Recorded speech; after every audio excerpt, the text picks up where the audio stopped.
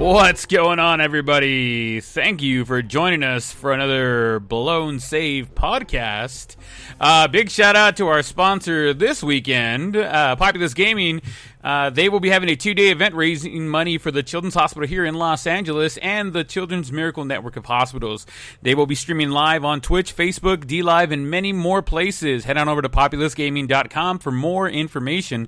They will have some amazing giveaways over the weekend. Give them a look this weekend and help raise some amazing cause. Remember, you can go to populousgaming.com. That's POPULACEGAMING.com.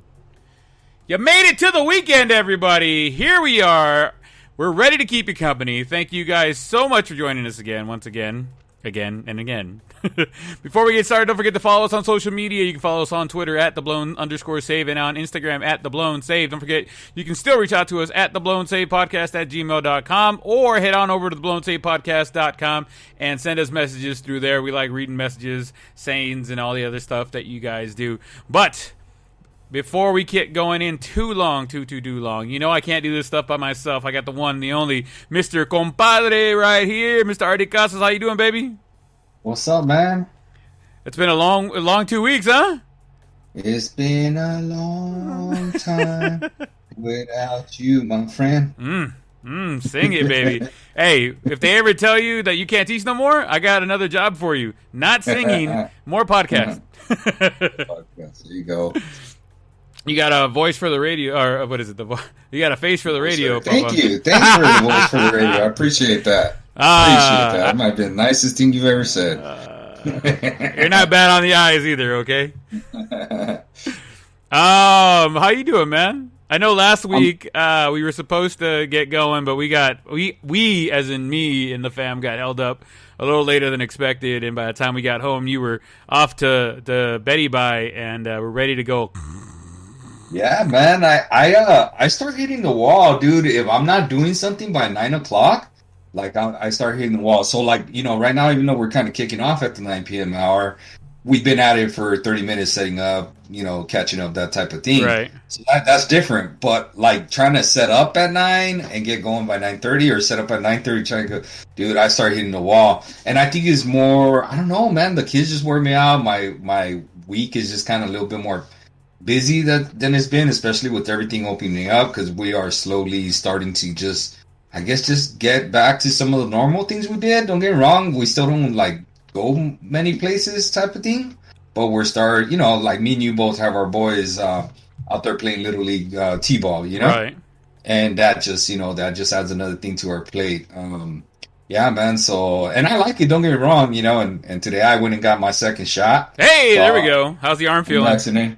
It's sore, dude. It feels just like the other time. It's sore, but good news is I don't feel any of the symptoms that people were talking about. It'll be tomorrow. If you feel anything, it'll be tomorrow. Okay.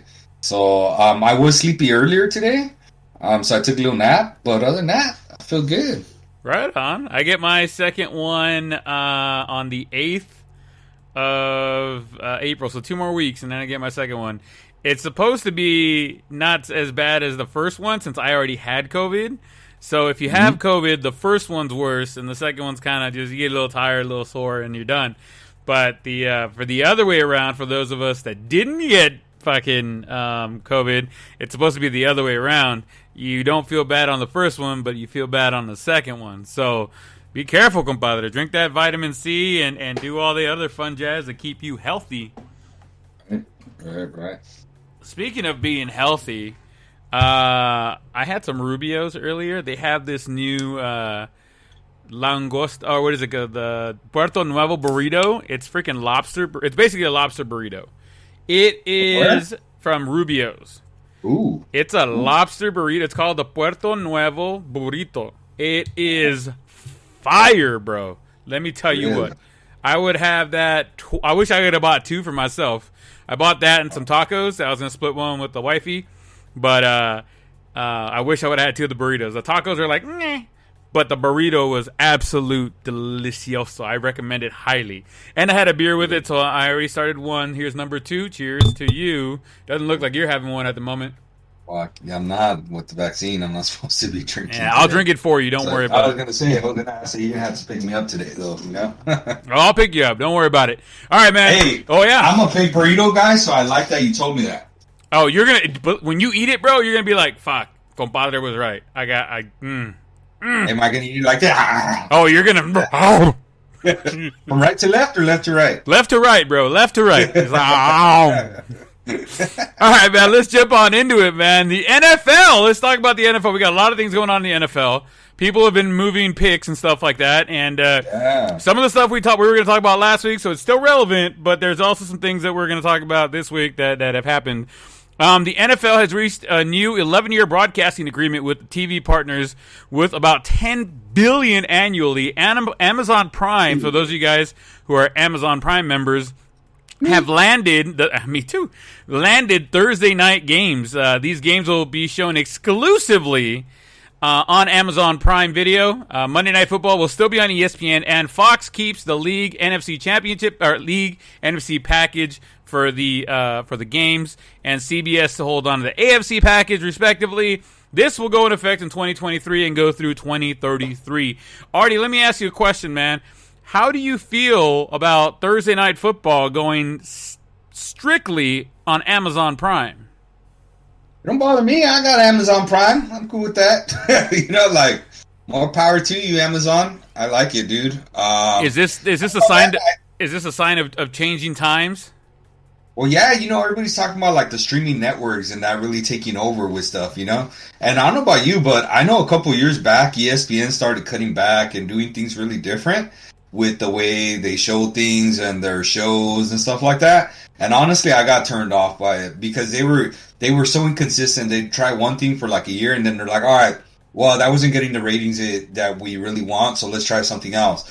And I got turned off, and I honestly stopped watching ESPN like I used to. Like, I used to love Wednesday night baseball, like watching the MLB Tonight from like the 9 p.m. hour. Yeah. Like, dude, that was like golden hours for me, dude. And then they stopped doing that. So, and I think it had to do with, the MLB network coming around and stuff like that, because they started competing with like specific networks for a specific sport instead of ESPN, who was really broad, right? Yeah.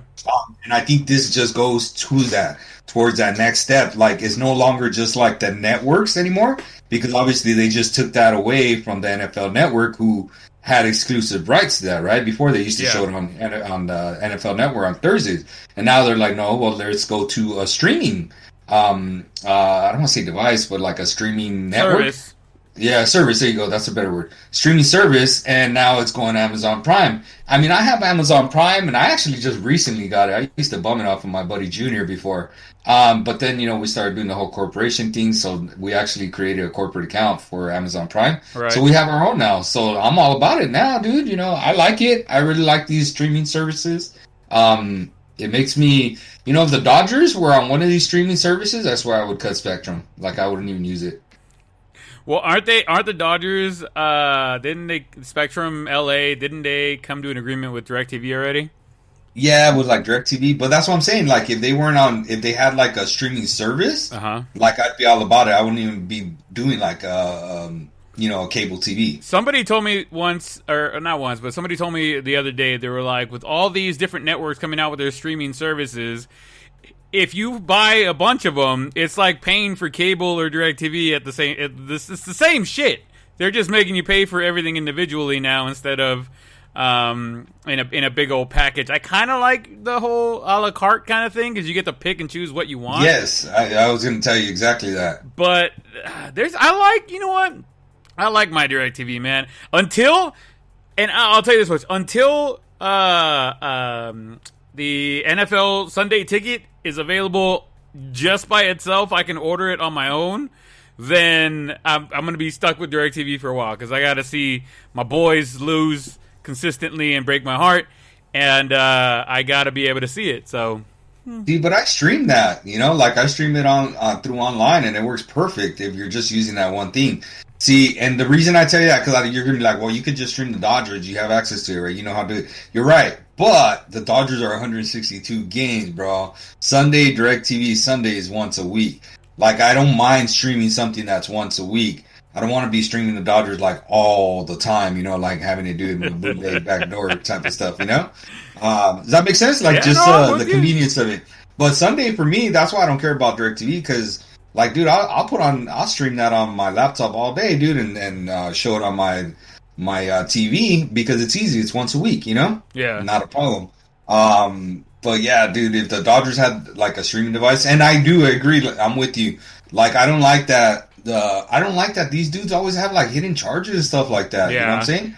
And then they always have like their promotionals, and then as soon as their promotionals go up, then it's like $60 more. You know, all of a sudden it just goes up like, yeah. Or it's like they have the promotion, but it's only for new people.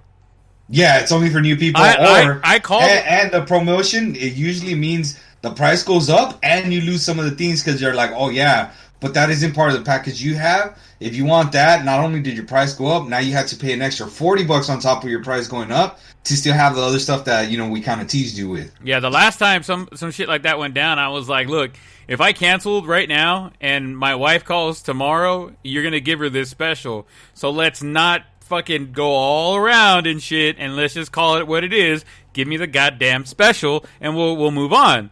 It took a little bit of complaining and explaining, and I'm like, okay, fine. You know what? I'll just cancel the whole goddamn thing, go to Spectrum, and yada, yada, yada. And they're, all right, and then they've given me the special. But damn, dude, it's a hassle to get that stuff, man. But yeah.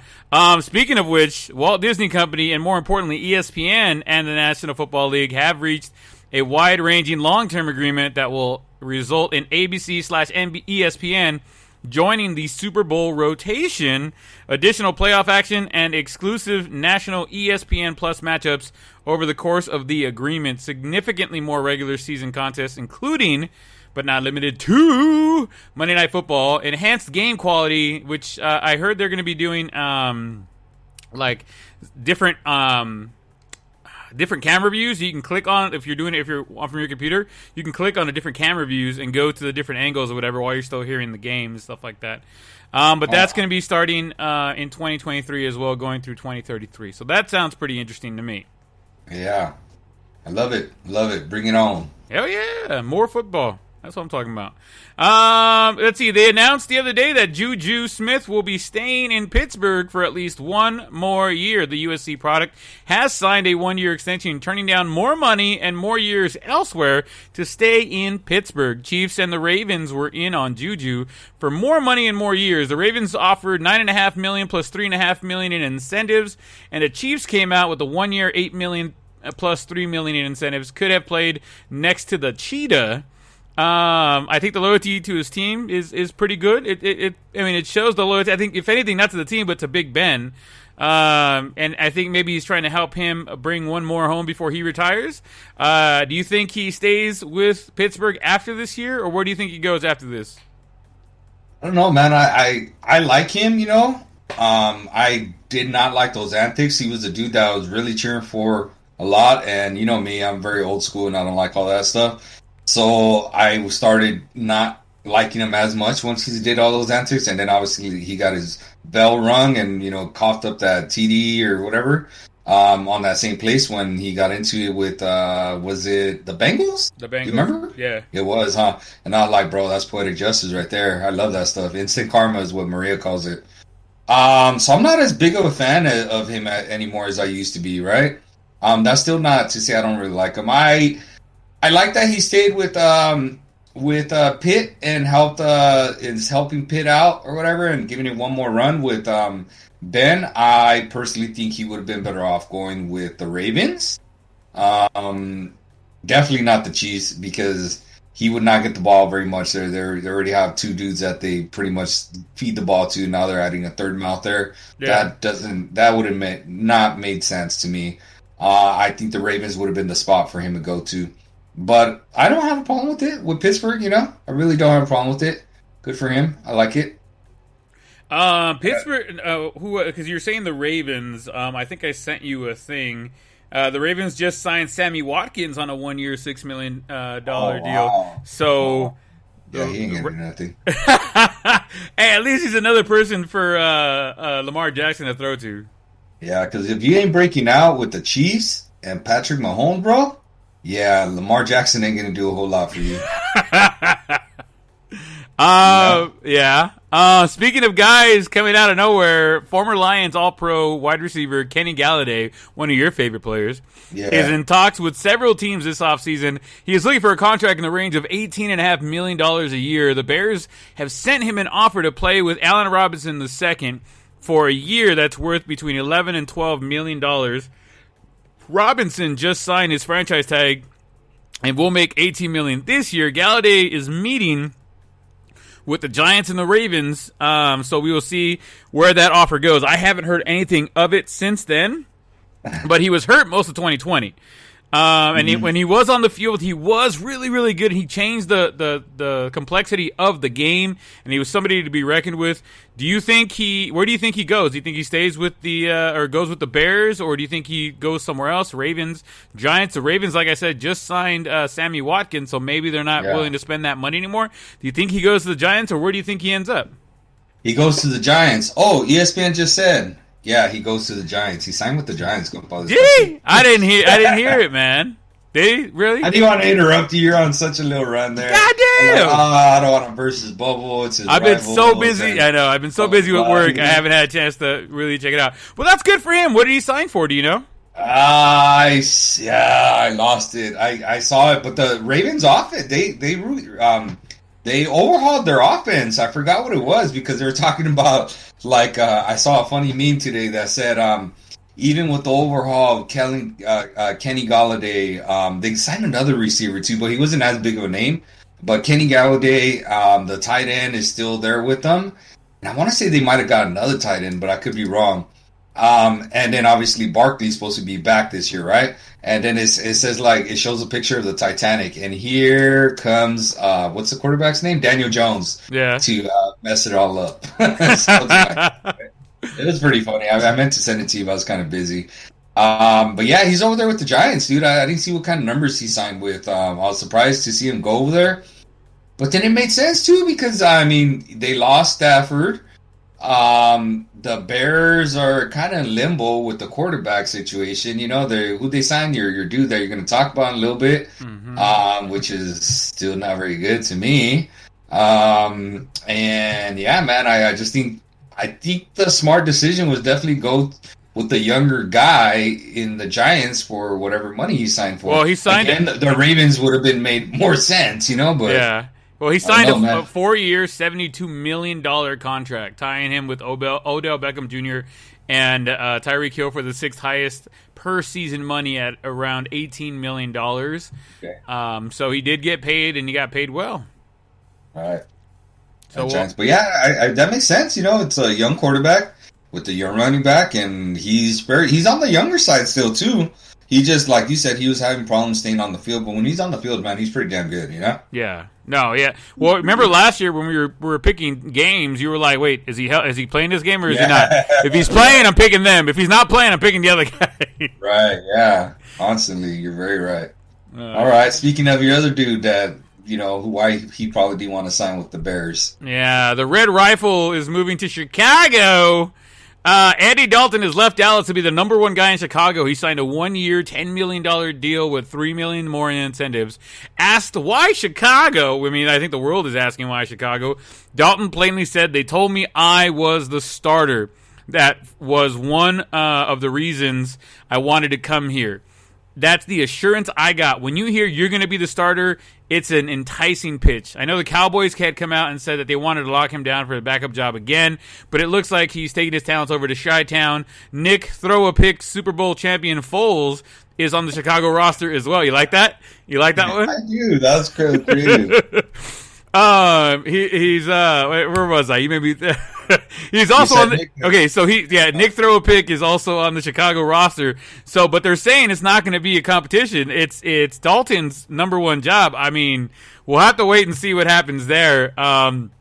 According to Dan the Man Patrick, the Bears were in talks with the Seattle for Russell the Muscle, but I think that's not happening now because they have two backup quarterbacks there now.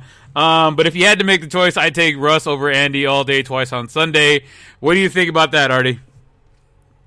I don't like that they told him he's the guy. I think that's bad when it comes to breeding for competition and settling.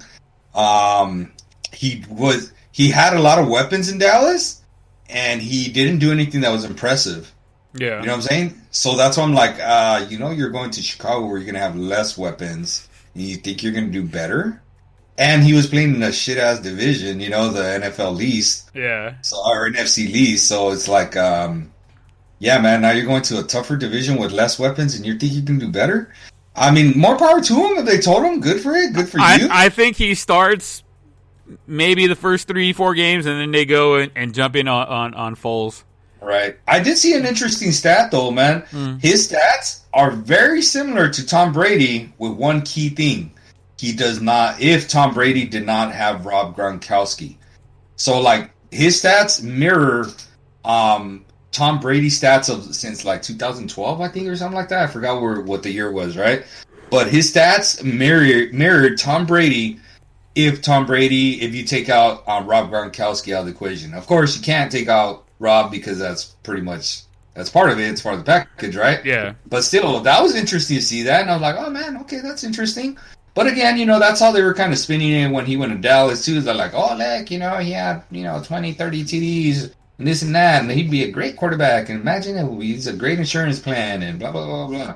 And I actually believed it. I drank the Kool-Aid a little bit. I'm not going to lie. I was like, oh, yeah, man. Hell yeah. That's what, yeah, And they came in and it's like, man, what the like, I was really disappointed. So, I mean, I honestly think they need to do something better than both of those quarterbacks, if you ask me. I don't think either one of those dudes going to get it done. I kind of I would have liked something like Nick the Trick or something like that, Foles, because I felt like he was like more of a lucky and tricky quarterback when he won that Super Bowl. You know what I'm saying? Yeah. Like he had a really good all-around team, and he just was kind of like Tom Brady-esque, right? Where he just made sure to manage the team and not like give it away. Mm-hmm. And then he had obviously the trick play of the century. Probably right. Like I can't think of the a Philly bigger special moment in NFL. Yeah, that was awesome, dude. Like, oh my god, like and against Tom Brady, I love it. Like I love it. Yeah. Yeah. So I just thought that was great, dude. I thought it was great. But yeah, I don't see either one of them. I think they're still gonna have those quarterback issues next year. I see that happening exactly the way you play it out, and I do like the fact that Tom Brady tried to do the Philly special, and he was too slow. He couldn't get the ball. That's funny. That's too funny. Speaking of the former quarterback that was with Chicago is now he signed up to be the backup over with the Bills. Yeah, did you see that? Yeah, Mitch, Trubisky, the little Trubisky, is signed with the Bills, so that's pretty cool. I mean, he's obviously not going to see too much time on the field. Knock on wood for all the Bills fans. But it's good to have. I mean, he's a good player. He just once again he was in Chicago. He didn't have as many weapons as he needed. He didn't have the protection. You kind of get put in places sometimes, and it's like you're a good quarterback, but you're getting set up to fail. How many good quarterbacks have gone to the Jets and just failed? Not because they're not good quarterbacks, but because they're in a shit situation and you can't do anything about it. Right. Yeah, I agree. Yeah, I think he's. I mean, realistically, he's shown that he is a backup quarterback in the NFL. Yeah, he has all the skill set, but I don't see him being able to do all the reads. You know what I'm saying? Yeah. Like everything I see online when they break him down, they're like, dude, how could you not know that this play was going to be open up right there? That's just simple not knowing. You know what I'm saying? The mental part of the game. Like he has the physical talents for it, but he doesn't have the mental part locked in, you know what I'm saying? Yeah. And at their level, at the professional level, dude, you need both. You know what I'm saying?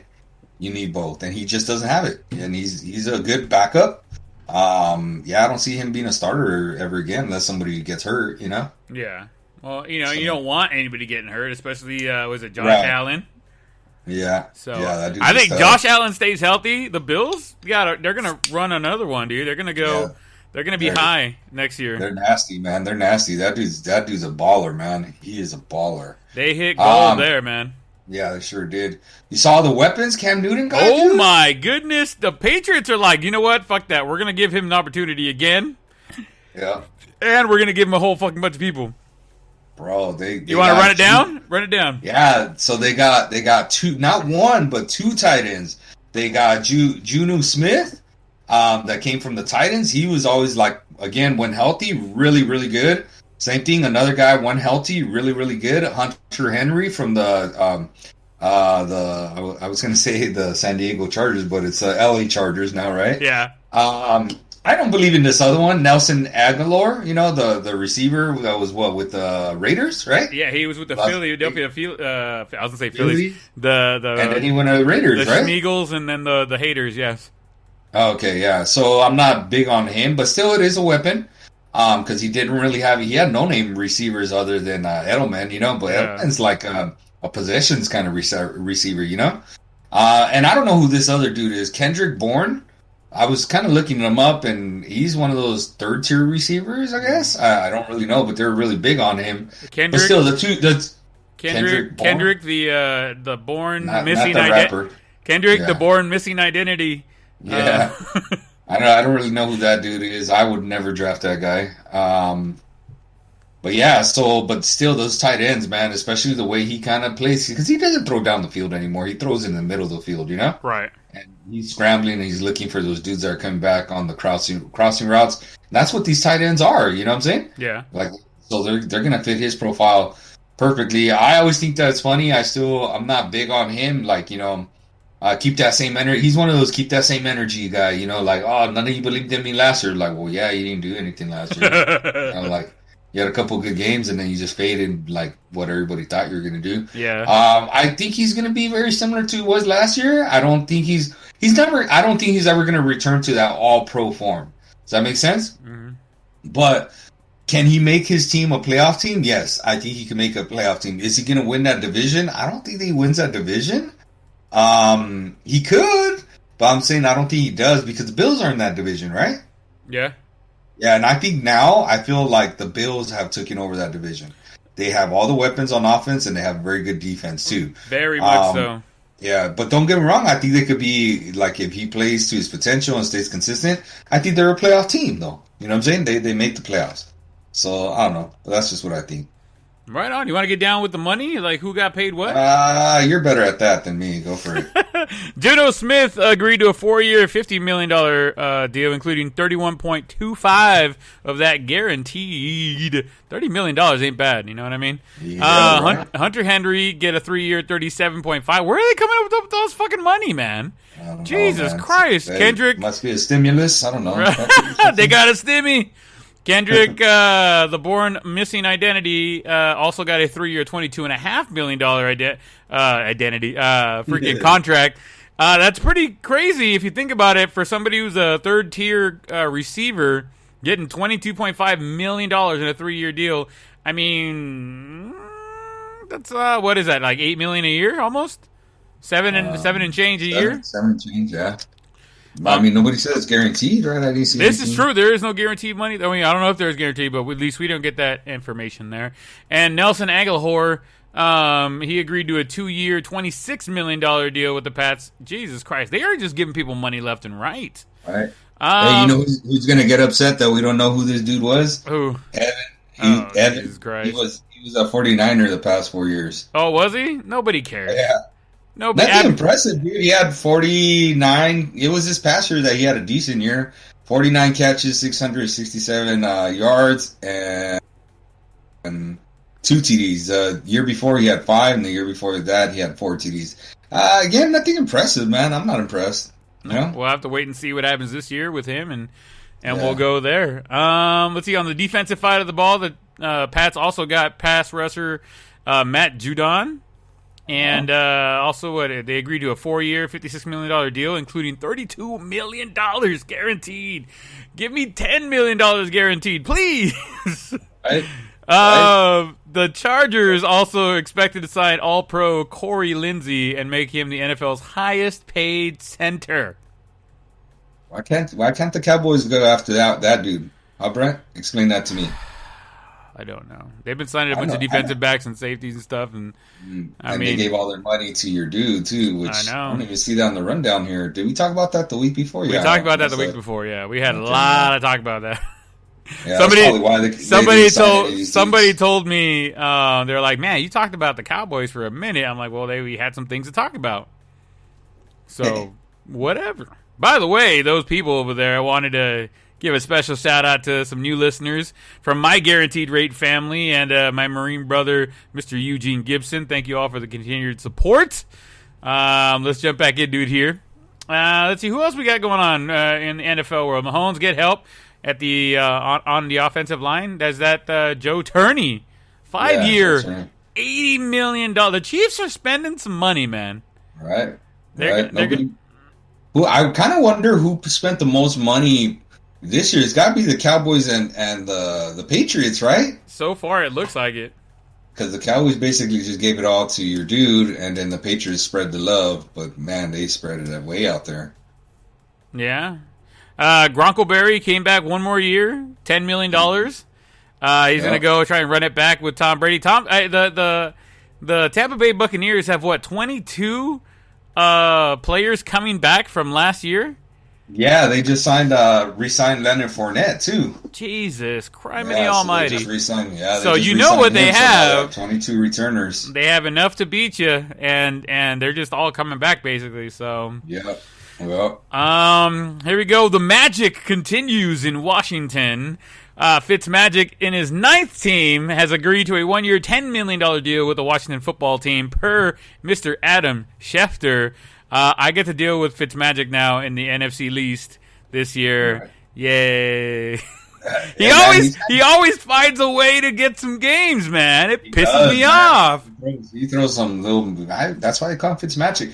Hey, I saw that this is going to be the 8th different team that he starts for, I believe.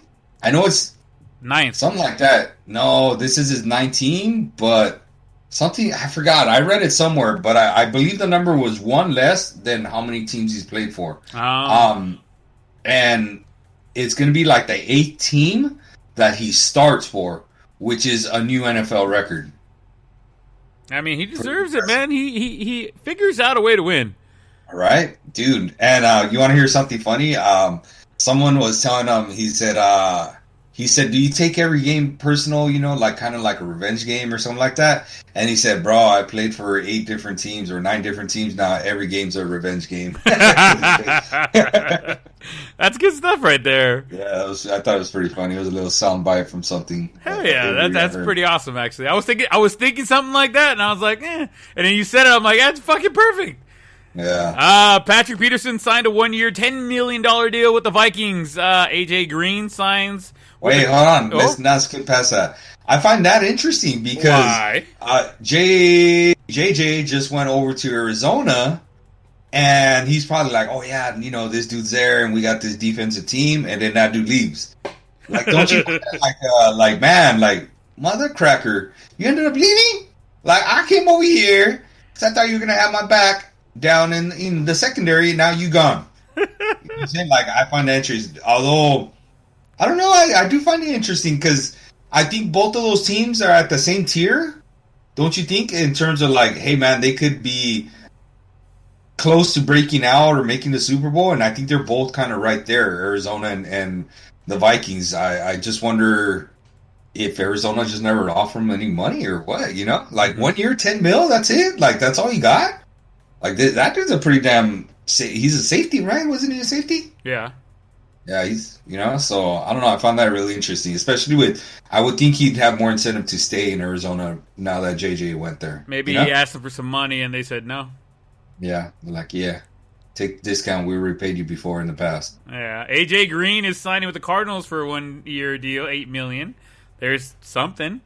Okay, there you go. Speaking of the Cardinals, right? There it is. Perfect segue. Dude, another dude that, if he stays healthy, he's pretty solid, but he got hurt, and he used to be an elite receiver, man, and he's not that guy anymore, and I think, how many damn receivers are you going to need in Arizona, though, dude? Like, they have already Larry Fitzgerald, who doesn't ever want to retire. They got the stud, Hopkins there, and then they got that dude, that younger guy, Kirk, right? Mm-hmm. So it's like, now you got this dude, too? Like, what do you need all those receivers for? Like, I don't understand when they kind of sign them at those rates. You know what I'm saying? Yeah. But yeah, see, look, So AJ Green, bro, like, the past 2 years he struggled, but it was more because of health. Well, I mean, he played every game last year. He had 523 receiving yards. The year before, he only played half the games, but he had 6 TDs. Yeah, and then before that, he had a nice little run of 1,000 yards.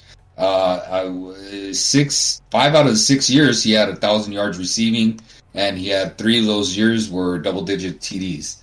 You know what I'm saying? So those are pretty elite numbers for a receiver. You know what I'm saying? Yeah. I don't think he ever gets to that, and especially not playing over there now. Because dude, 4 receivers now that you got to find a way to get in there. The NFL is primarily like a 2 to max 3 set receivers sets, and adding a 4th guy in there, I don't know, man. I just don't get it. I mean, I guess they got him for cheap, right? I guess. Yeah. I don't know. So. Go for it. Let's see here. Despite the Bears making a very aggressive pursuit for Russell Wilson, the Seahawks have told Chicago and the rest of the league they are not trading Russell the Muscle Wilson. So, whoa, sorry about that, guys. Russell ain't going nowhere. He's going to stay right there. I think that was the last big team to try and do something to go get him, but I don't think they have enough to stock in their team to be able to go get him like that. Russell's going to be gone. When is Russell Wilson's contract up? In a year or two? Didn't they just give him a new contract like a year or 2 ago? Yeah. So it was a 4-year contract. I think we talked about this like 2 weeks ago. Yeah. 2 or 3 weeks ago we talked about it, but we'll see what happens. I wonder where he ends up going after that. Julie Johnson Ertz's husband, Zachary, has gotten permission from the Eagles to seek a trade elsewhere. Where do you think Mr. Julie Johnstone will go? Julie, what'd you say? Julie Johnson. Julie Johnson it's his wife. She plays for the women's national team. Soccer player, right? Yeah, Julie. But isn't it Julie Ertz? Did she change her name? I could have sworn she changed her name. It's Julie Johnston Ertz. Oh, okay. Because you were just saying her. Yeah, I know. Well, I keep saying her name, so I have to talk about fucking Zach Ertz. You fucking pain in my side. I think he should go to the Cowboys. They need a good hands-on receiver. Why not? That would hurt. It would hurt. It would hurt. I hate him too much that I don't want him over here. Will accept him? Nah. Wouldn't be able to accept him? He needs to go somewhere that they need a tight end, man. Honestly, this would be a good fit for, like, the Cardinals. They have all those receivers, but they don't have, like, that dude that's a tight end. You know what I'm saying? Yeah. Who else is really missing a really good tight end? Maybe like the Bills? I could see them going after, like, a good tight end. I saw that the Vikings, I think that they parted ways with Zach Randolph, or not Zach Rudolph. Rudolph, yeah. Zach Rudolph? Was that his name? Jason Rudolph? Justin? I don't remember. Rudolph. It's fucking Rudolph. Yeah, Rudolph. The red-nosed reindeer. Fuck. Yeah, so I could see him maybe going, like, somewhere there. Who else is really, like, a tight end away from being really good? Washington? From being really good? Oh, my bad. I thought you said who needs a tight end. Yeah, I kind of think the Bills are. I mean, dude, what's their names? 2 teams that just lost their tight ends. Juju's team, the Steelers? Titans. The Titans? No, Juju. I meant to say Juju. Oh, the Titans. They don't have a tight end now, so he going there would make sense. That's a really good team. And I don't know what the situation. I could have sworn they had 2 or 3 tight ends over at the with the Chargers. So maybe the Chargers because they did lose Hunter Henry. I don't remember the Rams having like an elite tight end. You know what I'm saying? Yeah. I could see him going to the Rams more than the Chargers. So, but this dude might be looking to get paid as opposed to. Well, he's looking for a trade right now. So it's going to be a short, what do they call, rental with potential to sign longer. Right. So I don't know, man. I think he's out to prove himself, but he was one of those keep that same energy up type of thing. Because remember that they rated him, they rated Gronkowski on Madden higher than Zach Ertz this past year. Yeah. And he was like, "Oh yeah, I'm gonna prove them wrong." You're like, well, actually, you proved them right. Is what you did, sir. You're like, I think it was Edelman said no. Tom Brady would say, Edelman taught me one thing, or he said Edelman would always say you could either prove them right or prove them wrong, and Ertz proved them right. What else we got going on? Will he? Won't he? Will he go anywhere else, Mr. Deshawn Watson?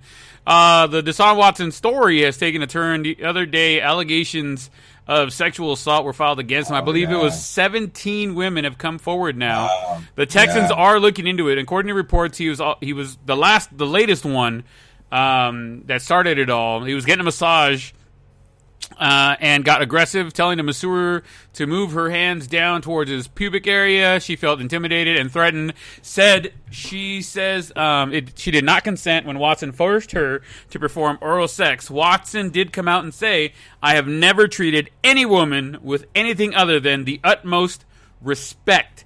And then, like 15, and then said that was a lie. That was a lie. And then, like 15 other women have come out and also said that. So, as of right now, Watson ain't on anybody's team.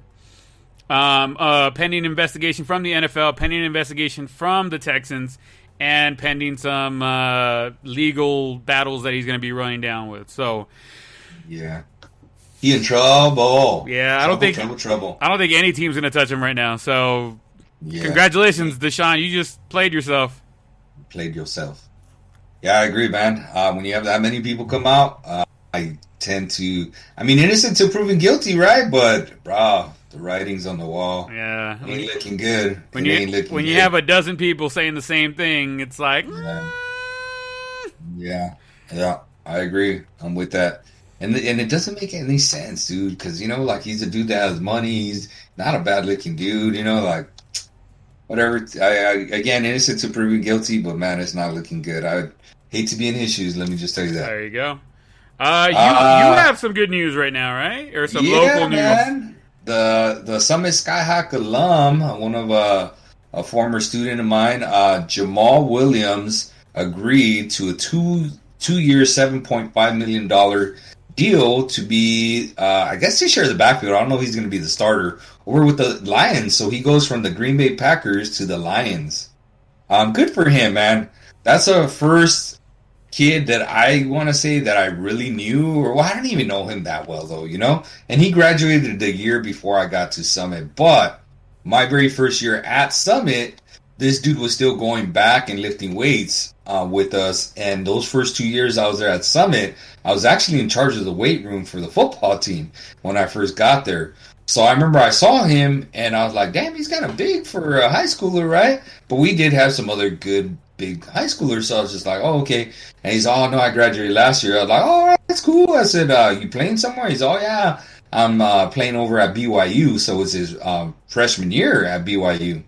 So then I saw him the next 2 years a lot in the weight room when I was in charge of the weight room for those 2 years. And then he still goes and watches a lot of these football games on the sidelines, and the kids love it, bro, because he's like such a fan just watching the kids, Yeah. And he comes back and gives back to the community. He always has like a football camp every single year that he puts on for the Fontana community. And a couple years ago, even for our rivals, which was Kaiser High School, I guess he had some coaches that helped him out that were coaching at Kaiser High School or something like that. And Kaiser won the CIF title. And he helped them buy their CIF rings. He donated some money towards helping them buy some CIF rings. That's his rivals, bro. That's pretty impressive. That's a stand-up. That's a stand-up guy right there. Yeah, man. So high quality person, nothing but the best for him. And I'm glad, man, that he got paid. And he's a good dude. Good dude. I hope he becomes a starter there and runs away with him. Becomes the breakout player this year. There you go. I could see him. If he got, because he's a really good passing running back. Where he gets a lot of touches out of the backfield, and he's always, even over when Aaron Jones was there, and he's still there, he got re-signed to a 4-year deal, I think I saw.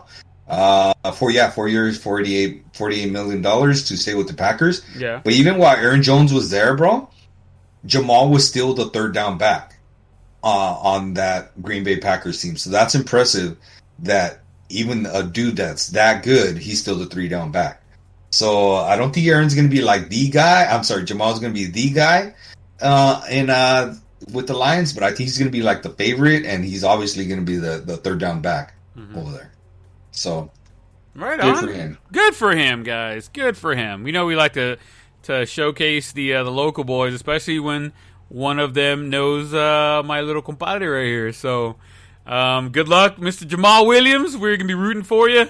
I know Artie's going to be picking you first pick in the NFL draft that we have. So if he doesn't, he's a bull-faced liar. I draft him a lot. You know, I always try to draft him when I can. Let's see. What else has been going on? Drew Brees had officially announced that he is retiring from football. The Saints also signed quarterback Taysom Hill, gimmick player Taysom Hill to a 4-year, $140 million contract extension on Sunday, according to Adam Schefter. All years are voidable, and it's a way to free up $7.5 million against the cap. They also signed Jameis Winston back, and they basically said, Jameis Winston, you're going to be the backup because we're going to go with this guy, Taysom Hill. What do you think about that, dude? I was just like dumbfounded, bro, by this. That's a big number, dude. 140 mil?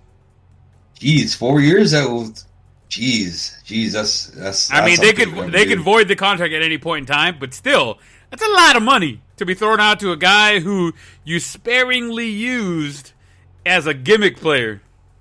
Yeah, man. Like, yeah, dude. I don't know, man. He reminds me of like a throwback kind of quarterback. You know what I'm saying? Like, yeah, like a slash kind of dude. Bro, that's 35 mil a year. A year for, like you said, a gimmick quarterback? I don't know, man. Like, I'm telling you this, they're not going to win a Super Bowl with him. I don't think so either. They're not going to win a Super Bowl with him. There's no way you win a Super Bowl with that kind of like quarterback. I mean, is he fun to watch at times? Yeah, sure. Can he win that division? Probably. He could win that division. I mean, he's not going to run away with that division, but he could win it. Mm-hmm. But geez, 35 mil, isn't that? Geez, that's like that's number similar to your dude, no? It is. It's very close to Dak Prescott money. Like yearly, right? Anyways. Yeah. Jeez, I'm just dumbfounded by that, right? And I saw a lot of the memes when he signed for that. They're just like, what? Right? Like you said what? Like what? Like, dude, 4 years? Jeez. I could understand, 1, 2, maybe 3. We're saying 4? Wow. I get it. They're voidable, blah, blah, blah, but jeez. I mean, you know that they're going to void what, the last... I think the last 2. Yeah, They're like, man, we got to draft somebody, and we got to draft them quick. So, and poor Jameson, man, he's just like back there like, hey, man, I led the league in receiving yards, passing, and TDs 2 years ago, right, when you guys signed me as Mr. Breeze's backup, and now I'm not getting a chance here? What's going on here, guys? I don't know, man. I don't know. I think Winston's just going to bide his time, chill on the bench until they're like, hey, go in there and throw a touchdown. I guess so, man. I don't know. I thought for sure Breeze was going to be grooming him, like teaching him what he was doing wrong type of stuff, Yeah. And help him maybe get to that next level. But I don't know. I guess not, dude. Although I did see Jameson, like when Breeze announced his retirement, was like, oh, man, you don't understand what this dude means to me, blah, blah, blah. So maybe he was doing it behind closed doors type of thing that we didn't see, which you would imagine that's where it would be anyways. So I don't know, man. I'm really dumbfounded by that 4 years, 140. Like I'm just like, wow, I don't know. Other than the voidable thing, right? I guess Yeah, I mean, I think that's where they're gonna hang their hat on right now. Is that hey, we could cancel the contract at any point in time. I mean, right. and I think that puts a fire under Taysom Hill's ass because it's like, bro, if you don't fucking produce, they'll just cancel your contract and say fuck it, cut their losses and say bye. But he's also making out too, though, bro, because he's making 35 mil a year, right? 30. What did we say? 35, 32? Yeah, somewhere around 35, I think you said. But that's if he plays the whole year, and that's if 35. But still, if he just plays 1 year, like you're set up for a while. Yeah, he is. Yeah, for sure. And I don't know, it kind of feels like a really high version of like Cam Newton, don't you think? Yeah. Like, all right, look here's the money there, but it's all avoidable. There's no incentives. This is where you're getting, man. Do your thing, put the stats. You don't put them up, then you're gone. Bye. Right? Like, pretty simple.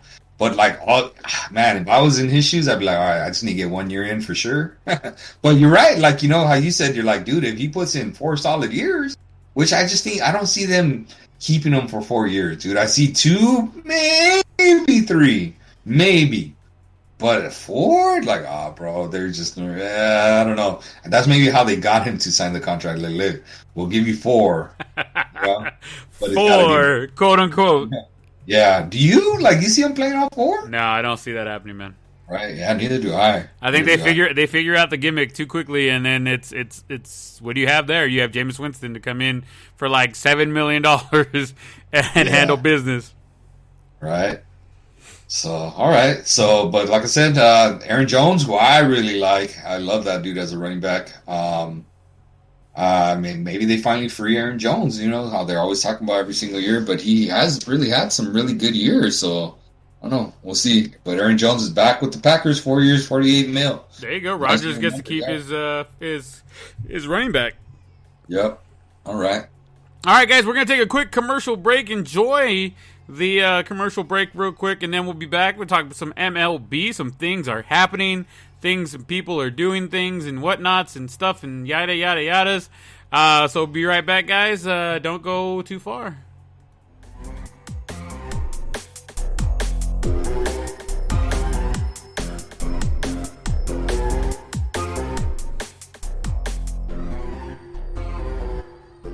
All right, guys, welcome back. I hope you guys enjoyed your little commercial, whatever it was that they said and did and do things. Let's get into some base motherfucking ball, because we're a week away from, yesterday? We're 6 days away from opening day, guys. Opening day is around the corner. By the way, guys, I want to take this opportunity.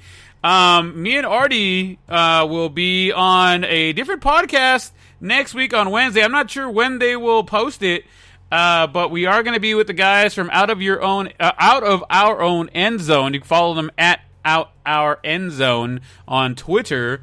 We're going to be hanging out with them. They reached out to us and said, hey, guys, we like what you guys are doing. You guys want to do a show with us? And we're going to be doing a strictly or mostly baseball show next Wednesday. Hopefully they post it before Thursday. That way you guys can hear our ramblings before opening day. That being said, let's get back to baseball and let's get working here. The biggest news, next to Ohtani hitting a little bit over 600 so far this spring training. Yeah, we'll get into that later. Don't worry, Artie. LeBron James is now a Red Sox partial owner, longtime Cleveland native, and now LA Laker has bought into the Red Sox organization for an undisclosed amount of money. He is also a shareholder, and I didn't know this, of the English Premier League champion team Liverpool. So the man knows what he's doing, I think. Congratulations to Braun. I wonder why he didn't try and get into the Dodgers, or maybe he did, or maybe one of the, since he's already over here in LA, why not try and do that, or go back to Cleveland and try and jump in on one of the teams over there. What do you think about Braun spreading it out? I think it's really cool.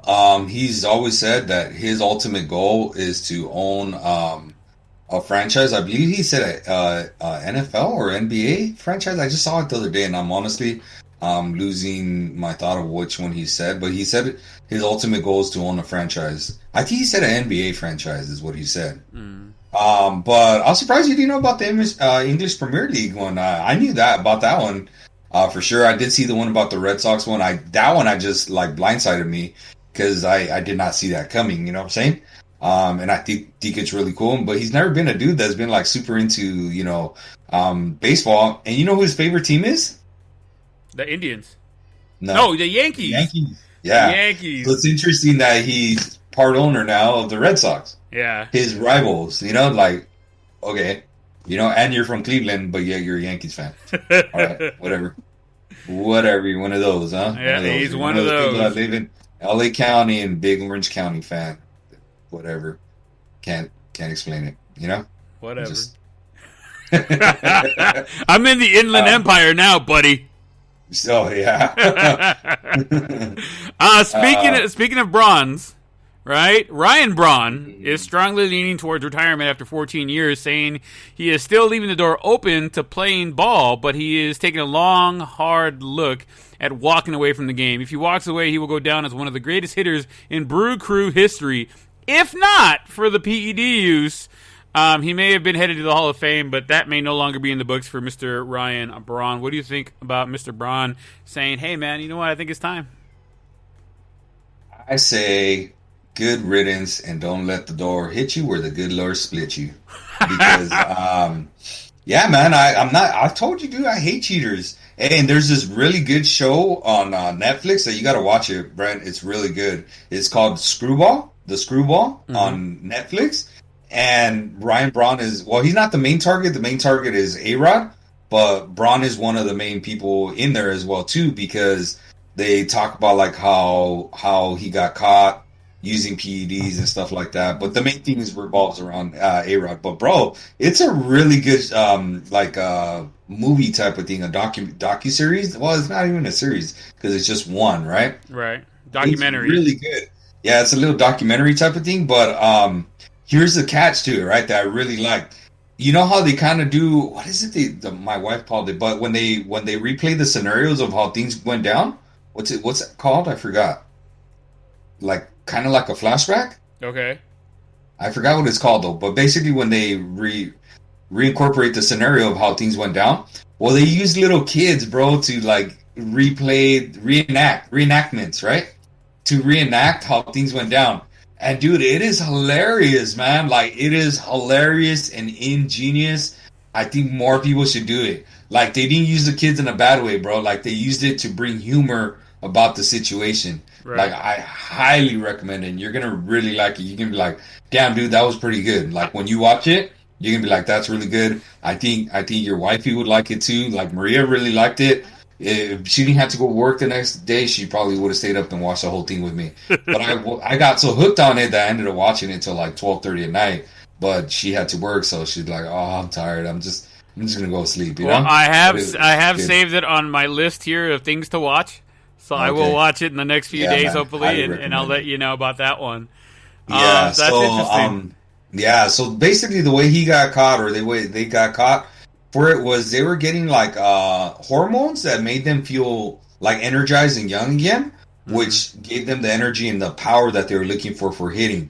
That's the like long story short, you know. PEDs, you know, because a lot of people think PEDs are only steroids, you know what I'm saying? Yeah. And they're not steroids. And like this one was a boost that like Manny Ramirez was on that list that he got caught. Like people of this dude's main athletes, or I can't even think of the word right now, like people that he had on his list, right, that he would deal to. But it was A-Rod, Manny. His clientele. Yeah, his clientele. Your dude, Bartolo Colon, was on that list. Bartolo. Yeah, Melky Cabrera was another one. Ryan Braun. Dude, but he got Ryan Braun when Ryan Braun was like in college or whatever. That was like where he got Ryan Braun hooked. Because this dude was out of like Miami. I forgot his name right now, but he's a famous guy in PED books and stuff like that. But I also thought it was really interesting the way they broke down Major League Baseball's ties into this whole thing. And how they really made A-Rod Major League Baseball, and like this dude that they basically really label as a sucker in there, that kind of broke the whole thing. But he's just one of those, like, I don't want to say anything bad, but he was just like a sucker, man. And even seeing him talk on there, it seems like he knows that he was like the patsy, right? Like they call it patsy, but he didn't go down for anything. He was just the one that he got kind of played by everybody. You know what I'm saying? Yeah. But it's really interesting. I don't want to like ruin too much for you. Oh yeah, stop talking, fucker. None of it's a secret, you know, but it's real cool the way it all played out, you know, and you're gonna really like it. Like I said, I think you're gonna really. I stumbled upon it by accident. I started just watching it right as I was gonna go to bed, and I said, I'll watch a little bit to see if it's any good. If it's any good, I'll keep watching tomorrow. And dude, I stayed up till, like I said, almost 1 o'clock in the morning because I was like, oh man, I'm hooked. This thing is so good. So well, I can't wait to watch it, man. Honestly. Yeah. So yeah, dude. So glad he's gone. Speaking of what you referred to as maybe one of the most talented players to ever play the game of baseball. Mr. Ohtani-san is looking really comfortable at the plate right now. Granted, I know what you're going to say, Artie. It's spring training. It doesn't matter till it's the real deal. But he is currently batting over 600 with 5 home runs, 4 of which have cleared the batter's eye in dead center field. He's 14 for 23, I believe. And if he carries this momentum into the regular season and he can pitch, Jesus Christ, let's go. I'm not holding my breath, though. I'm not going to hold my breath, but I'm keeping an eye on this guy. If he can pitch, my God, we might have something here, guys. We might have something. Quintana looks pretty decent. Cobb looks halfway decent. Bundy looks pretty good. Except for his last outing, he got hit up a little bit, but still, he looked pretty good. Heaney looks like Heaney. I mean, I'm praying that Ohtani can throw, dude. I'm praying. I hope that they don't let him start, but they're talking about letting him start and hit on the same day. He actually did that. It was the first time a pitcher had hit first in the lineup and pitched on the same day since like 1908 or something like that, they said. It was the first time that somebody had done that, pitched and played, or led off the thing. Hey, whatever you gotta do to get fans in the stands, right? Like, that's what I'm saying. Speaking of, okay. How many of those home runs carry into the regular season? Not a one. Oh, okay. Did you know he had 6 home runs last year? So he's 1 away from matching how many home runs he had last season. It's impressive. I'm going to throw something at you, bro. I'm just throwing stats at you. Just throwing stats at you. Look, man, I gotta take the few things, but here's the one thing I want to complain about right now, especially about the Angels right now, and you're gonna hear me say something negative about them right now. Okay, you ready?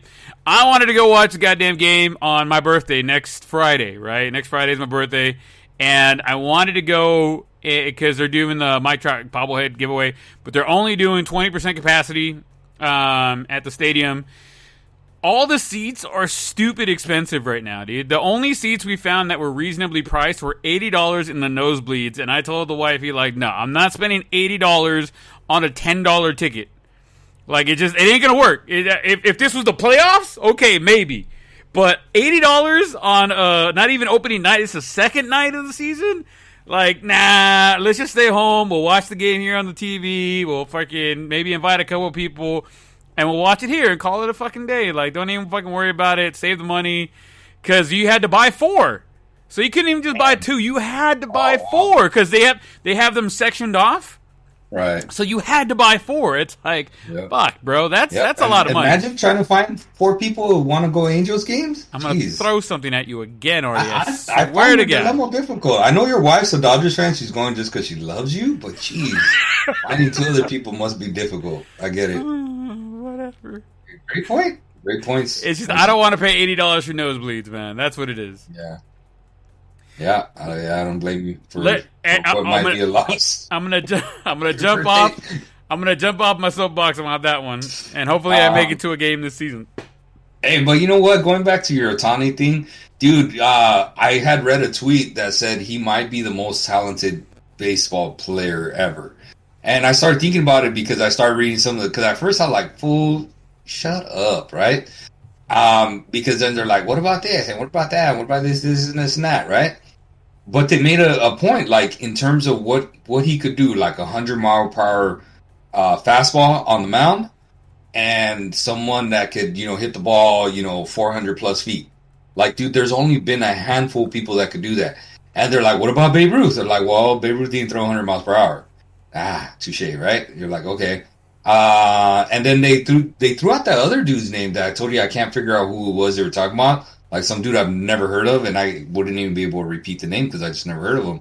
And then the other third name that I kept seeing in there in comparison was, help me out here. I told you Bob Gibson? No, the quarterback, the dude from the Negroes leagues. What was the name? Oh, Bob Gibson, no?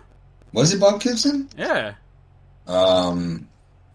Yeah, so that was the other name that I was really hearing. Yeah, it was Bob Gibson. No, but he played with the Cardinals, so it can't be him.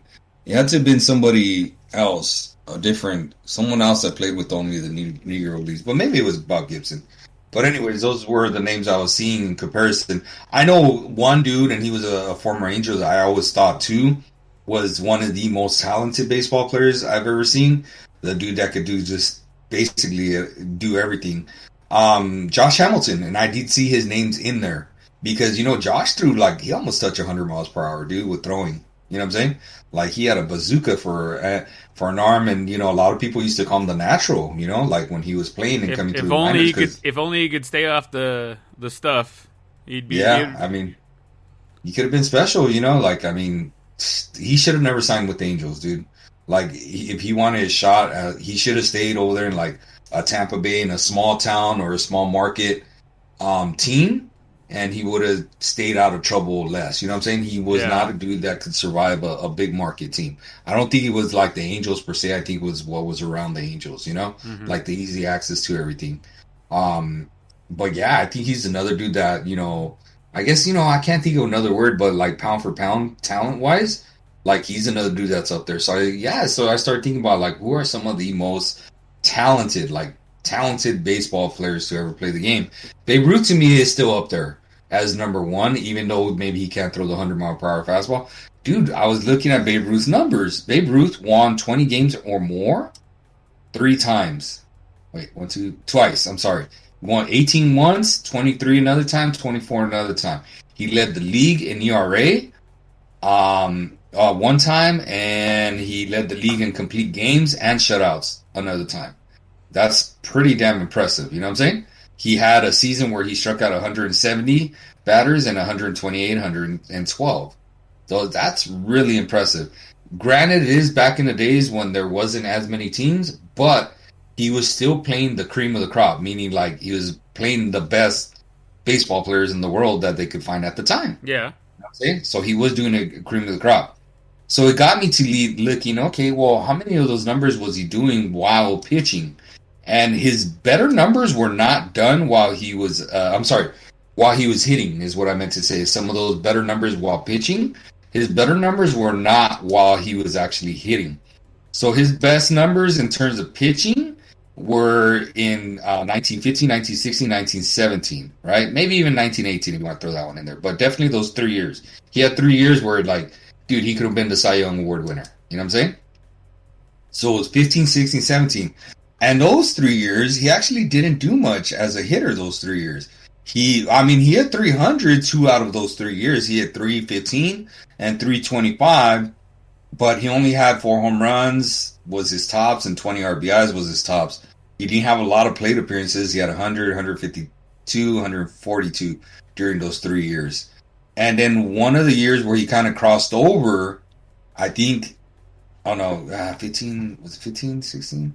I think it was 1918. Yeah, so the 1918 was kind of his only crossover year. It would be similar to what like Shohei, I would say, is doing. Because he won 13 games that year, 7 losses, only 40 strikeouts, ERA. Yes, it's still a solid ERA, but it was kind of the dead ball, right? But he had a 2.2 ERA, which again, dead ball. So to me, I kind of add an extra point to that. You know what I'm saying? So it would be more like a 3.2 ERA. But that year, he led the majors in home runs. Granted, it was only 11 home runs, but he led the majors in home runs. He still hit 300, slugging percentage of 555, which is pretty respectable, That was pretty impressive that year. So, anyways, I just thought I'd throw some numbers that were pretty interesting to see because Shohei did have his rookie year where it was like, oh man, he wasn't bad. He only won, 5 games or something like that. I got to check the stats right now. But it also made me look and really appreciate Babe Ruth even more, dude, because you forget how gaudy his numbers were. Do you know that Babe Ruth never, ever struck out over 93 times in a season? No. How impressive is that, dude? Wow. Never struck out more than 93 times in a season. That is... And you know how they kind of show, like, the Babe, the movie? They made it look like he struck out 1,000,000 times, right? Like, when he was at his worst. Yeah. Dude, at his worst, he struck out 93 times. I want to say at his best, Mike Trout struck out 93 times in a season. You know what I'm saying? So that just goes to kind of show you some of that stuff. Because we put Mike Trout, like, on this pedestal where, like, I think he's great, too. But, dude, that dude strikes out 120 times a year. You know what I'm saying? Like, that's a lot of strikeouts. I see some of his batting average. Dude, he was a lifetime batting average? What do you think his lifetime batting average was at? Like over under? Over under what? Like 315. Over. Okay. Over under 320. Over. 325. Under 325. Over. Fuck! 330. 330. Oh shit. Over. Keep going. 335. Over? Over. Oh, 340. Shit. Under. Over. What? Right? That's what I was like, damn, dude. Like, it makes you forget how great this dude was. 342 lifetime batting average, bro. Wow. You know how many times Mike Trout has hit 342? None? None. Ni uno. Ni una vez. Yeah, man. So, like, again, it's just mind-boggling. You know what I'm saying? Mind-boggling, some of these stats. What do you think about that? Babe Ruth is still the greatest player to ever play the game. Period. Right? Yeah, so I just find it super interesting. Super interesting. Yeah, I kind of want to see what Mike Trout's lowest strikeout years was. Oh man, why is it glitch on me like that? Oh, geez, Louise. Those are some high-ass strikeout numbers. 90 was his lowest. He only played 114 games that year, but he's still at 90. And last year, technically, he only played, 1/3 of the games. Yeah. But this dude, yeah, man. Jeez. You know what Mike Trout's highest strikeout year was? What? 184. He led the majors in strikeouts. Ooh. I know, right? Did he highest single batting average year? What would you think it is? I thought he had won a batting title, but I guess I was wrong. I didn't know he didn't win a batting title. No, he hasn't won it yet. Yeah, but he's not going to win. Guarantee that. He's never going to win one. I want to say 325. Oh, you're really close. 326. Damn. 326. And then he had a 323. And then he's only hit 300 3 other times. Yeah, he's never going to win a batting title. Book it. That year, you're going to say, did he win the MVP? Yeah, he was the MVP the year he led the league in strikeouts. MVP has 1, 2, 3? 3 MVPs. 3 MVPs, yeah. Yeah, he led the league in strikeouts. He also led the league in RBIs that year, though. Pretty impressive. Was that the year? No, it couldn't have been that year then. I was going to say, is that the year that Miggy took it? But no, if he led the league in those two, then Miggy would have won. Exactly. Yeah. But it was his first rookie. It was his first MVP. That year was the year he won his first MVP. Mm. All right, let's keep moving it, man. We had a 22-pitch epic battle between St. Louis right-handed pitcher Jordan Hicks and Luis Guillermo. Guillermo? How do you say his last name, bro? That works for me. All right. Would have set a record if it would have been in the regular season, but it wasn't. It was spring training. Right. What did it end with, Artie? The epic battle ended with a a walk. Yeah, man. So, but I would have set the single season record just like, Tawny's 600 batting average would set the single season record if it was during the regular year, right? But it wasn't spring training. But still, it was pretty impressive, man. He was just fighting pitches off. And the crazy thing is Jordan Hicks, because he was supposed to come in, because he's coming back from Tommy John surgery, I believe. He was supposed to get like a full innings worth or even 2 innings worth of pitches. He only got that one batter. They're like, all right, bro, you got him good. Let's go. Like, yeah, hey, man, we got to be safe with you. So I think he only got that one batter and he was done, man. So I found that really interesting. Man, I was there when Alex Cora had the 18 pitch at bat. I think it was 18 pitch, maybe 16 pitch at bat, dude. And he fouled off one foul ball that came real close to me and I almost got it during that at bat. And then he hit a home run. And that's the way you finish an at bat, homie. That's the way you finish it. With the home run. Not a walk. But still, when you win the battle. Hey, he's on base. Battle, right? Fuck it. Yep, he's on base. So yeah, but a lot of players going down over here, man. Glad I didn't draft any of these dudes. But Nick Anderson has a partial tear of elbow ligament. He's out past the All-Star break. No surgery is recommended. He was scheduled to be.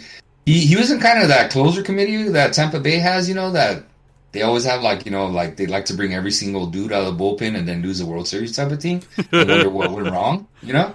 But he was on there. Yeah, and he's done for at least through the All-Star break, probably more. Honestly, I don't ever see those things. I feel like they always miss a full year.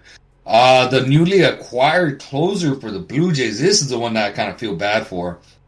The Blue Jays went and dished out which was probably the biggest free agent in the relief pitching market for Kirby Yates, and he was going to be all set to be their closer this year.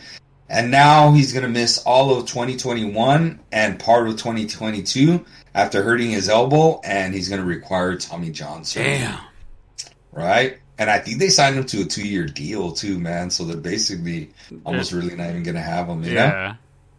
But let's end with some good news. Jack Leiter, son of former stud pitcher Al Leiter, threw a no-hitter with 16 Ks for Vanderbilt.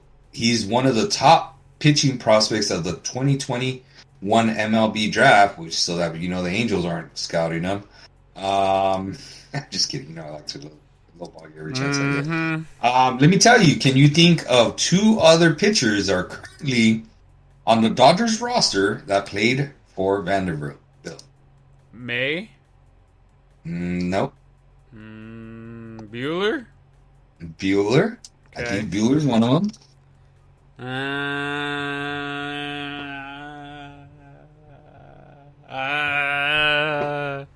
don't know. Who's the other one? I was going with May and Bueller were my 2. May, okay, well, all right. That was the well. You got one. So he did go to Vanderbilt. I was just double checking with Google with Walker. Yeah, with Google over here, and I'm very positive with the other one too. It's David Price. Oh. I kind of forgot. I kind of forgot Price was there. Yeah. So yeah, man. And yes, Vanderbilt as well too. Double checking there. Al Leiter was a stud, bro.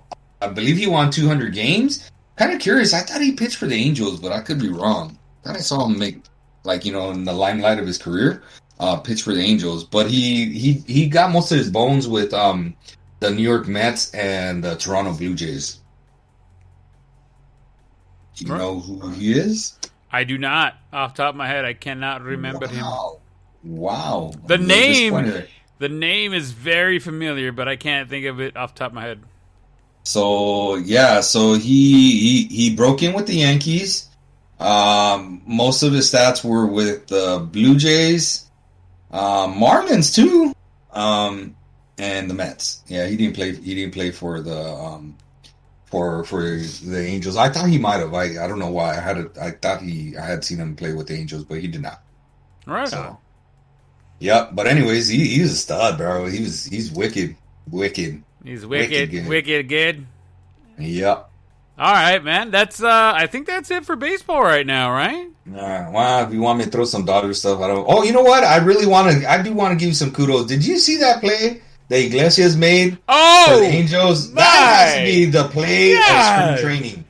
The single best play of spring training, if you ask me. Oh, that was amazing. My God. Amazing. Somebody. Why don't you set it up? All right, man. So here we go. It was a check swing hit right past the pitcher's mound on the left hand side. He did. It wasn't a full swing. It was not. He went. It was not a full swing. It dribbled hard enough past the pitcher's mound. Iglesias went and dove. Oh no, I'm thinking of the other one. I'm thinking of the one where I'm like, okay. I'm thinking of the one where he grabbed it with one hand. And he was flying in the air and he threw it. That was one. That was but that was good too. But that's not the play of the season. Too, but what's the name did that just yesterday? the dude Kike. Kike did that with the Red Sox, so it's like, so impressive. I forget who was hitting the ball, but they hit a pretty hard ground ball down the middle, and Iglesias dove across the dirt there, grabbed it, rolled on the ground, and threw it over his freaking shoulder, basically, gunned it, and threw him out at first base. Oh my God! If that's what we're in for this season, hey, Andrelton, who? Yeah, that was pretty impressive. So, for those of you guys that didn't understand Brent, so I believe they were playing the Blue Jays, and it was a right-handed hitter. He hit it back up the middle just to the right-hand side of the pitcher, left-hand side of the second base bag. And Julio Iglesias basically did like a little Superman dive, caught it with his glove right at the edge of where the grass and dirt meet, rolled, and basically blindly threw it to first base. But, I mean, he had some heat on that ball and got that dude by, like, a good step, man. It was a nice stretch by the first baseman. But, man, for how much he had on that throw, that was really impressive. And he did it all while sitting down. Like, he didn't even get up while he rolled. You know what I'm saying? Like, some dudes get up with the knee on the ground. No, this dude did it all, like, in one motion. It has to be, you ask me, that was a play of spring training by far. Like, that was the best web gem of spring training. I've seen some other really good ones, but that was the best one by far. So kudos to your Angels on that one. As far as my Dodgers, I got to give you guys something. You don't have to. You know what? Yeah. Yeah, I haven't seen anything like too. I got something for you. Okay, you think Shohei's all badass, right? But who was named the spring training MVP?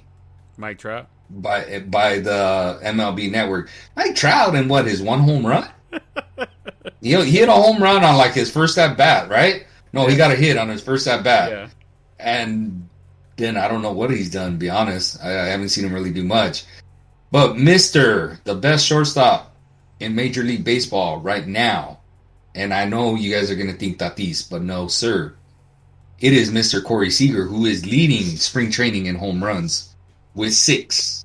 Thank you very much. Thank you very much. There you go. All right.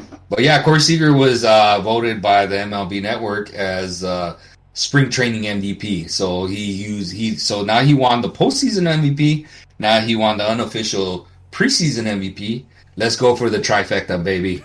Let's go for it. Hey, that would be the unofficial trifecta there. It would, right? It would. The only thing that's going on interesting with the Dodgers is dumbass what's the dude that I wanted on your team? The Bauer. Trevor Bauer. Oh, God, that guy is just... He's just trying to alienate the damn Dodger fans, man. Like, I swear, because we're just getting so frustrated with him, you know? Like, I saw other fans posting stuff on Twitter, too, where like, man, we want to root for this guy, but he just does a lot of little dumb shit that we're just like, why, man? Why, right? So, he was talking about... He was out there pitching, and he was just... No pitch sequences, no nothing. He was just trying to get his pitch count up so he could get better ready for the season. I was like, okay. And the other really interesting thing I found was Dustin May is in the competition for the final spot in the pitching rotation. And I'm like, dude, he just threw 100 by, I believe it was Javi Baez of the Cubs yesterday. And I'm like, he's still fighting for a roster spot? Like, jeez Louise, give him the 5 spot, please. Please. I really want him to be the number 5 guy. I really, really do. I absolutely love your guy who throws 100 like I'm throwing to Luke. What's his name? The Mr. Gasolina. How do you say his name? Brostral Gratterall? Bruce Gratterall. There you go. I forget how to say his name all the time. I just call Mr. Gasolina, bro. I want to watch Dodger games just to watch him. Right? If you tell me he's on there, I'll be like, oh, let me change the channel real quick. But you know, he hasn't been throwing this spring training, right? Why? He got a late start. Something with like his muscles weren't ready, so they didn't want him like getting injured and stuff like that. Because I noticed he wasn't on any highlights and he hits 100 easy. And I was like, why isn't this dude on there? So I went on there and checked, and yeah, he just wasn't like ready to start pitching, so they haven't been pitching him. He's on the late Babe Ruth diet where it's like beer, tacos, and Something like that, yeah, right? Before Babe Ruth was hot dogs and this dude's tacos. For sure. I honestly, dude, I can't. I love watching him pitch just because it's so effortless when he throws the ball, and it's 100 miles an hour easily every single time. And you want to hear my conspiracy theory on it? What? I think it's a stall tactic to let Kenley Jansen still be the closer. You think? I really do. Why? Like, dude, he's 22 years old. Come on, man. Come on, really? Who's stopping dudes from throwing? You know, like, tell them, like, hey, you're not ready yet. Take your time. Take your time. You know? Hey, you heard it here first, guys, on the Blown Save. Artie's telling you, it's a stall tactic. Yeah, I really do think it is. So, I don't know, man. We'll see. But let's wrap things up. A couple of stuff going on with boxing. Tyson Fury. The exciting news is Tyson Fury and Anthony Joshua have signed a 2-fight deal to unify the I was going to say UFC, but the heavyweight titles. ESPN has learned that both fights are expected to take place in this year, 2021. So the first one should be pretty fucking soon. I don't know if they have a date for it yet, but it's got to be pretty soon if they're going to do both fights in this year. So, the other not so amazing news, I guess, Oscar de la Snoria, announced he will make a return to the boxing ring for a match on July 3rd. His last fight was against Mr. Manny Pacquiao in 2008. No, not 2018, 2008. It's been 13 years since this man has put on the gloves and fought professionally. I'm not excited. I do not care. And I hope he gets knocked out. None of those are going to happen, but I know. Right. But you know who else said that they're ready to go fight again and wants to go all out this next time? Tyson. Mr. Iron Mike Tyson said, hey, no more kitty gloves. Let's go out there and really fight. Yeah. Yeah, man. They're going to protect their legends, bro. It's just all like publicity stunts, I feel like, you know? Yeah. We saw what happened with the last one. That was just stupid. So I'll stream it, you know? Like, I'm buying that damn fight. Tyson Fury, and that one's really interesting. I would watch that. I watched the last fight, and that was a really damn good fight that Tyson Fury had. I was really impressed. And I like his comeback story that he had, you know what I'm saying? Like, I really like that. So, yeah, man. Hey, I was thinking about you the other day, so I put this on here, the link and all that. But weren't you talking about, like, one of the most impressive things or feats? We were talking about most impressive feats in, like, sports to do. We were talking about, like, the hole-in-one, and you said the one-punch knockout, right? And I said, man, the one-punch knockout, or I said that, right? Because I was like, dude, that's so hard because it's got to happen, like, you only get one shot, literally, like, one shot at the start of each fight, you know what I'm saying, to do it. And lo and behold, it happened, dude, in UFC Vegas 21. This dude came out, and he threw like a hook, and game over. Game over! Did you see it or not? I didn't get to click on that one yet. I will after the show, but it's one of those things, man. I still think it's maybe the rarest thing to happen. But maybe not the most difficult, but maybe the rarest thing to happen in sports is the one-punch knockout. Right. Yeah, I'm watching it again right now. Yeah, it was kind of like a little inside hook type of thing. The dude, his opponent swung over him, and but it wasn't to start the fight. They played me because the dude that did the knockout, he has his eyes swollen. It must have been to start. That's the way he looks, but it looks like he got hit already. It must have been to start like a different round. Let me see here. Let's see if I replay it. I think it's to start a different round. Yeah, I think it's to start a different round, dude, but it doesn't really quite say, you know? Yeah, it doesn't say. I'm looking at it right now. It looks like, well, I mean, no, it's the first round. How do you know? Because if you see the little lines there? If it was the second round, it would have a second little line on there. Look at his eye. You see his right eye? That's just probably the way his face looks. Bro, that's really red, though, man. He's like, what happened? I just got started. Look at it. Oh, you might not be seeing what I'm seeing, but... I'm looking at what you're looking at, and I'm just Right? I don't know. But I see what you're talking about, it being the first round. So, I don't know, dude. But still, it's a one-punch knockout, right? Mm-hmm. One-punch knockout, like what we were talking about. Burstein wasn't even like the deadliest looking punch you'll ever see either, right? Yeah. It was like, He just he caught the dude at the right spot at the right time, right? you got to be in the right place in the right time. That's right. Half of the battle of life, right? All right, let's finish it up. Some basketball. Yeah, a lot of trades went down. I think there were 16 trades went down at the NBA trade deadline. None of them were too crazy or like really mind-boggling. Some of the big names that they were talking about trading, which was Lonzo Ball and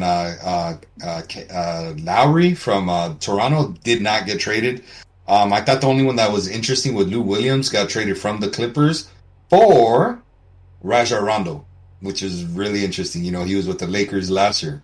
So yeah, he got traded over to Atlanta for Rajon Rondo.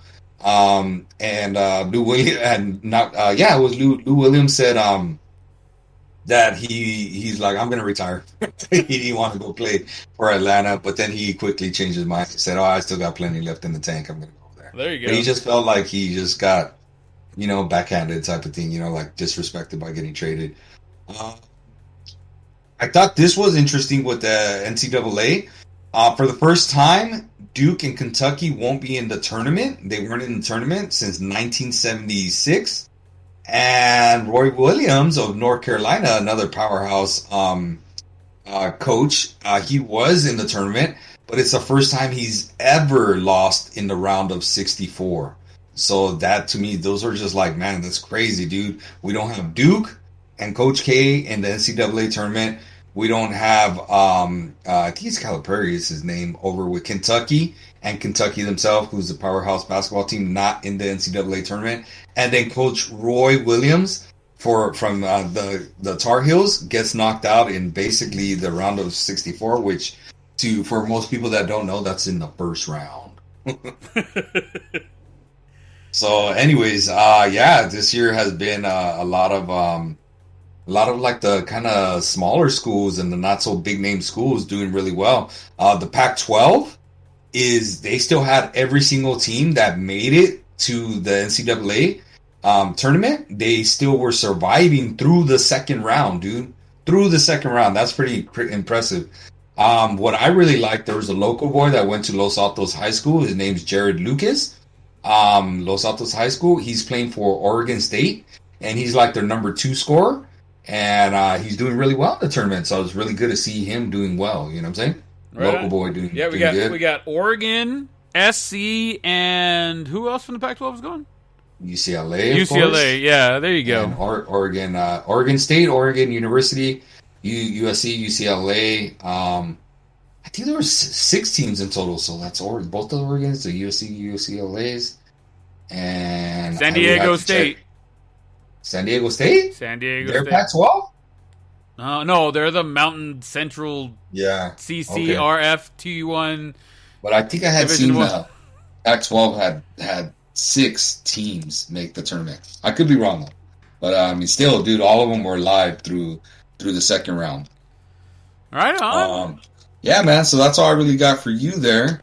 That's all I really got for you right now. You got anything else off the top of your head real quick before we get out of here then? Yes, we did want to say we want to send shout-outs. I want to send a shout-out to mi amor, my baby cakes, Maria Patria Casas. It was her birthday yesterday. She just went into the mid-30s, which she does not want to identify as being 30 years old. But she's in the mid-30s, and I told her, oh, you were just a baby when I met you. You were 24 years old when I met you, and now you're 34. You're all grown up, and, So, because we are approaching our 40s, and I know, so I'll say on air, happy early birthday to you, compa, because say goodbye to your 39s. You're the first. Mine is until later in the year, but still. You're right behind me, cabron. Don't worry. Not right close behind you, homie. I'm a distance away. You're on the way there. Okay, calm down. Yeah. So anyway, so that's my shout out to my wifey. Happy birthday, belated birthday, I guess, on air. It was yesterday, and we're still celebrating. We're still getting together with my side of the family tomorrow.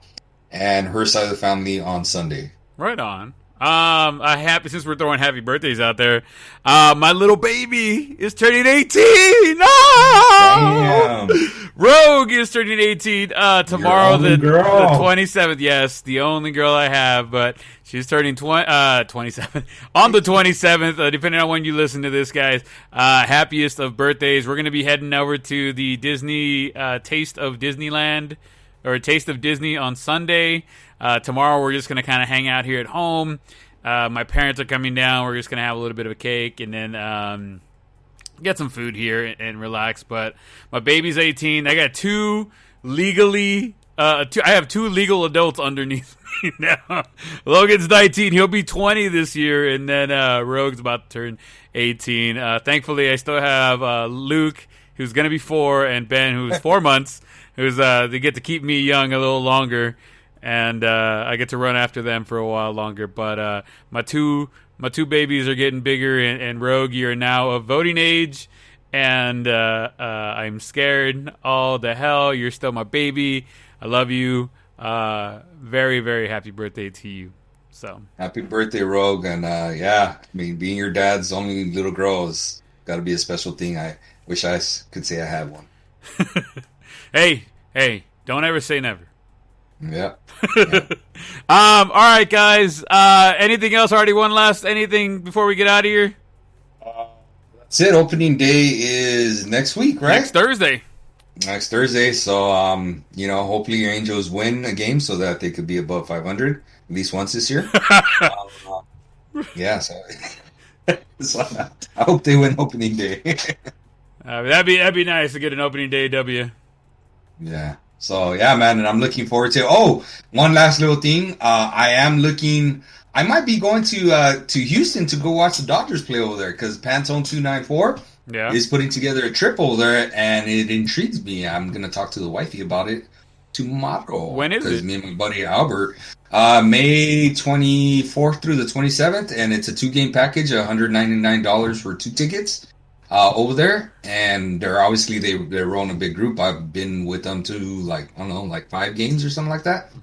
What I do is I buy my tickets with them, and then I do everything else separately, just because, in my personal opinion, I could get it a lot cheaper. Everything else, my flights. Like I saw they were charging, I think, $299 flight round trip. No, $399 round trip flights through Delta, and I saw them for I don't know if it was through Delta, but I saw them for $125 or $126 round trip. And I'm like, that's a big difference.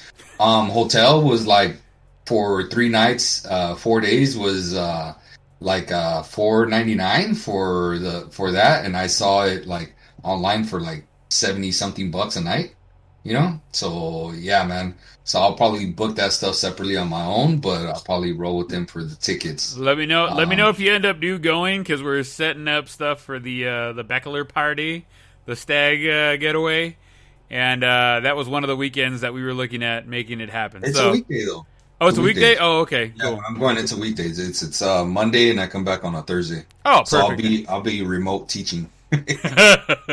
Right on. Make sure you record some stuff, that way we could post it on the social media and stuff. All right, Artie, give me your patented good night, and let's get on out of here. All right, we got to start changing this a little bit, but make sure we wash our hands, use our masks, and take those vaccines. I just got vaccinated with my second shot. My arm's a little sore, but I still made it out here with you guys tonight. I know, compa, you got your first one already, right? Yep. And you're on your way to your second one. On the 8th. Judy got her second one? Yep. Yeah, so she's good to go. So I know my dad's trying to get his first one. He had a shot today, but my mom kind of messed things up and fumbled it, but he'll still get another shot to get it. And yeah, man. So, I mean, I'm not saying get vaccinated, but if you want to, it's your choice. I'm a firm believer, hey, you choose what's best for you.